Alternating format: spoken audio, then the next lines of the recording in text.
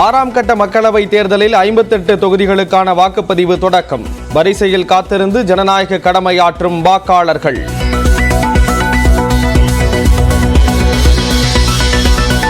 பருவமழையை எதிர்கொள்ள தயாராகும் சென்னை மாநகராட்சி. மழைநீர் வடிகால் பணிகளை ஆய்வு செய்த தலைமைச் செயலாளர் சிவதாஸ் மீனா.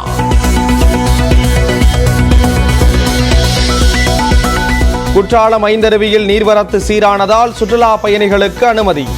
மெயினருவி பழைய குற்றாலத்தில் குளிக்க தொடரும் தடை.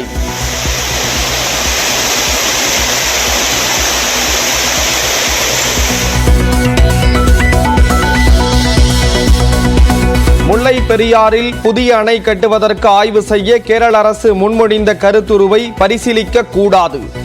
மத்திய அமைச்சர் பூபேந்தர் யாதவுக்கு எழுதிய கடிதத்தில் முதலமைச்சர் மு.க. ஸ்டாலின் வலியுறுத்தல்.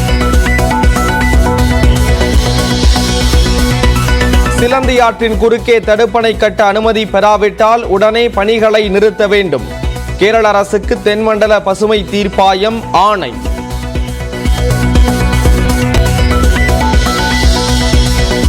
குரூப் 2 முதன்மை எழுத்து தேர்விற்காக மாற்றியமைக்கப்பட்ட பாடத்திட்டம் வெளியீடு.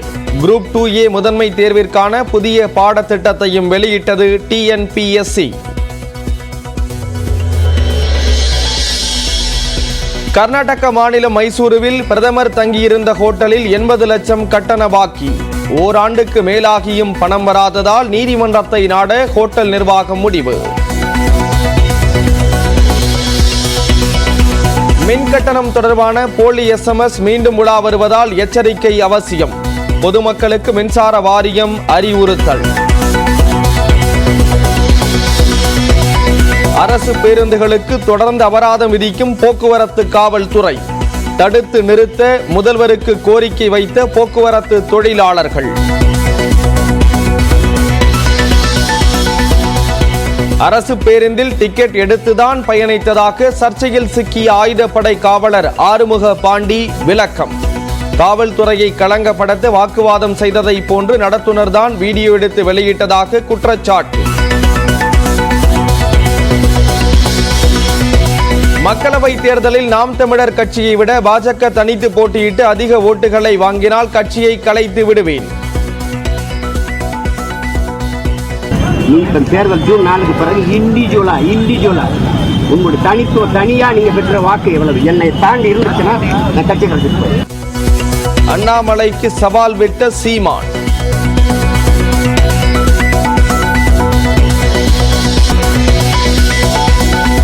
நடிகர் கார்த்திக் குமார் குறித்து அவதூறு கருத்துக்களை தெரிவிக்க பாடகி சுசித்ராவுக்கு இடைக்கால தடை.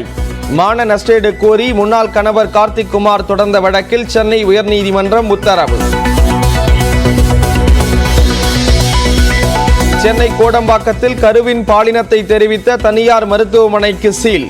அவசர கால மருத்துவர்கள் இல்லாதது உள்ளிட்ட 11 காரணங்களுக்காக மருத்துவத்துறை நடவடிக்கை. முன்னாள் மனைவி பீலாவின் பண்ணை வீட்டில் அத்துமீறி நுழைந்து தகராறு செய்ததாக கைதான முன்னாள் சிறப்பு DGP ராஜேஷ் தாஸ் ஜாமீனில் விடுவிப்பு. திருப்போரூர் நீதிமன்றம் உத்தரவு.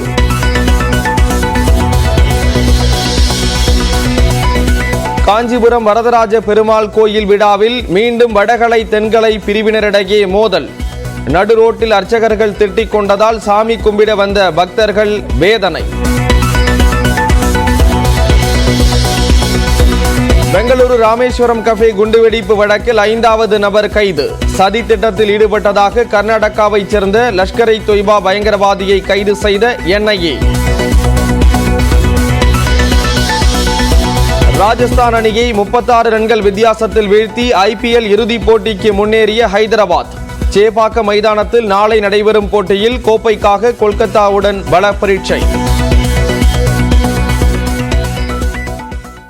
6ஆம் கட்ட மக்களவை தேர்தலில் 58 தொகுதிகளில் காலை 7 மணி முதல் விறுவிறுப்பாக வாக்குப்பதிவு நடைபெற்று வருகிறது.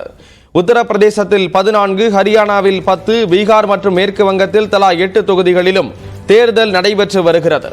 ஒடிசாவில் 6, ஜார்க்கண்டில் 4, ஜம்மு காஷ்மீரில் 1 தொகுதியிலும் வாக்குப்பதிவு நடைபெற்று வருகிறது. மக்களவை தேர்தலுடன் ஒடிசா மாநிலத்தில் உள்ள 42 சட்டமன்ற தொகுதிகளுக்கும் வாக்குப்பதிவு நடைபெற்று வருகிறது.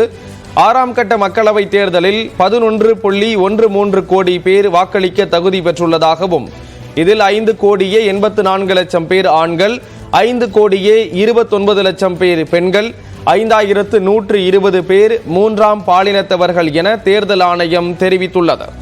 தேர்தலுக்காக 1,14,000 வாக்குச்சாவடிகள் அமைக்கப்பட்டுள்ள நிலையில் தேர்தல் பணியில் சுமார் 11 லட்சத்திற்கும் அதிகமானோர் ஈடுபடுகிறார்கள்.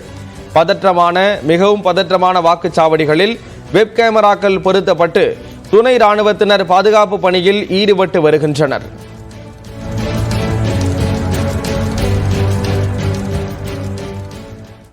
நெல்லை மாவட்டம் மணிமுத்தாறு அருவியில் வெள்ளப்பெருக்கு நீடிப்பதால் சுற்றுலா பயணிகள் குளிக்க 3வது நாளாக தடை தொடர்கிறது. கூடுதல் தகவல்களுடன் இணைகிறார் செய்தியாளர் சிவமணி. சிவமணி, நீர்வரத்து எப்படி இருக்கு? என்னென்ன அறிவுறுத்தல்கள் வழங்கப்பட்டிருக்கு மக்களுக்கு? அதாவது திருநெல்வேலி மாவட்டத்தை பொறுத்த வரைக்கும் திருநெல்வேலி மாவட்டத்தில் பொதுவாக கனமழை கடந்த 3 நாட்களுக்கு மேலாக பரவலாக அனைத்து இடங்களிலும் பெய்து வருகிறது. குறிப்பாக மேற்கு தொடர்ச்சி மலைப்பகுதிகளில் கனமழை நீடிப்பதால பாபநாசம், சேர்வலாறு, மணிமுத்தாறு அணைக்கு தண்ணீர் வரத்து அப்படிங்கிறது தொடர்ந்து அதிகரித்த வண்ணமாக இருக்கிறது. பாபநாசம் அணைக்கு ஒரே நாள்ல நேற்று முன்தினம் நேற்று என 2 நாட்கள்ல 12 அடி பாபநாசம் அணை உயர்ந்திருக்கிறது. இதே போல மற்றொரு சிறிய அணையான சேர்வலாறு அணைக்கும் தண்ணீர் வரத்து அதிகமாக இருப்பதால அந்த அணை ஒரே நாள்ல 13 அடி உயர்ந்திருக்கிறது. மணிமுத்தாறு அருவியை பொறுத்த வரைக்கும் திருநெல்வேலி மாவட்டத்தில் இருக்கக்கூடிய மிக முக்கியமான அருவியாக பார்க்கப்படுகிறது. அந்த அருவி வனத்துறை கட்டுப்பாட்டில் இருக்கிறது. வனத்துறை அனுமதித்தால் மட்டுமே அந்த அருவிக்கு செல்ல முடியும் அப்படிங்கிற நிலையில அந்த அருவியில 3வது நாளாக குளிக்க தடை தொடர்கிறது. 1000 கனஅடிக்கு மேல் தண்ணீர் அருவியில் கொட்டக்கூடிய நிலையில அந்த அருவியில குளிப்பதற்கான தடையை வனத்துறை அளித்திருக்கிறார்கள். இன்று காலை எடுக்கப்பட்ட காட்சிகளை நமக்கு கிடைத்த அந்த காட்சிகள் நம்ம எடுத்திருக்கிறோம். அந்த காட்சிகளின் அடிப்படையில பார்த்தோம் அப்படின்னா 2 பிரிவாக விழக்கூடிய அருவிகளிலும் தண்ணீர் ஆர்ப்பரித்து கொட்டக்கூடிய காட்சிகளை பார்க்க முடியும். இதன் காரணமாக அருவியை பார்ப்பதற்கு மட்டும் சுற்றுலா பயணிகளுக்கு அனுமதி என்ற நிலையில அவர்கள் குளிப்பதற்கான தடையை தொடர்ந்து நீட்டிப்பதாக வனத்துறையினர் தெரிவித்திருக்கிறார்கள். ஸ்ரீராம், விவரங்களை வழங்கியதற்கு நன்றி சிவமணி.